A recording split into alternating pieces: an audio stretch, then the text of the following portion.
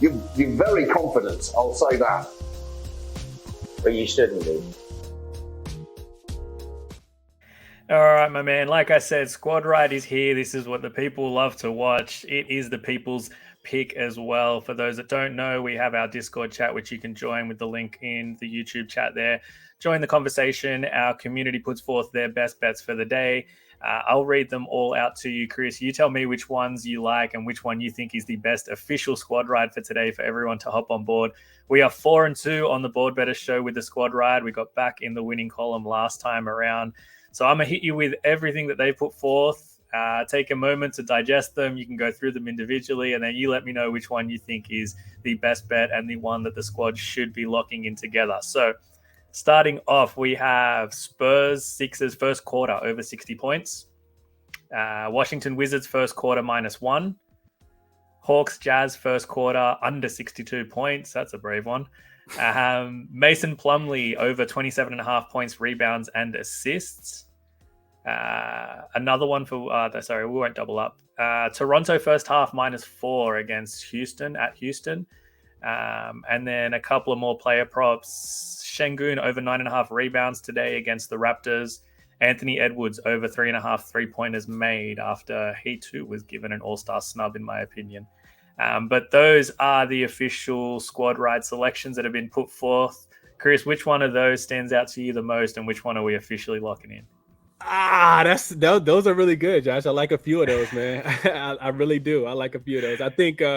I think the one that jumps out to me the most, Josh, is probably Anthony Edwards. And it's for a few reasons. It's not just because of, the narrative is that he didn't get it. And I watched the video, he genuinely looks like he didn't care that he made it. But I think that there's some, I think that there could be some underlining there.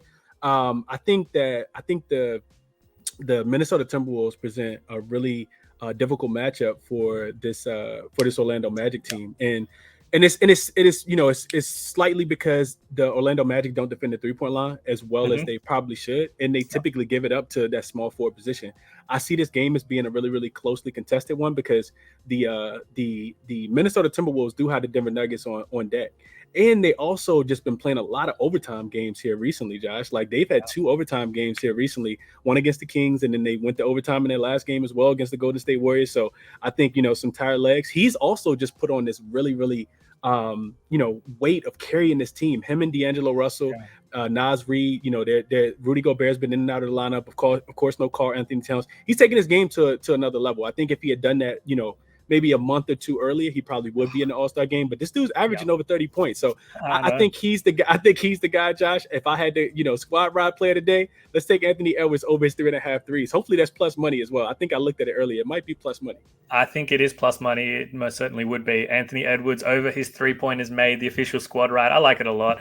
I'm just a huge Anthony Edwards fan. I'm super annoyed that it's taken this long for him to hit his stride this season, mainly because I had him for most improved before the season started, but also just because I'm also kind of frustrated with the Timberwolves team, whether it's coaching or front office as a whole, for not just giving this guy the keys to the team after what he did in the playoffs last season. It was really evident that this is the guy, this is your the future of your franchise, and yet they still wanted to make significant changes and then still insist that this is Karl Anthony Towns' team, which I don't believe it is whatsoever.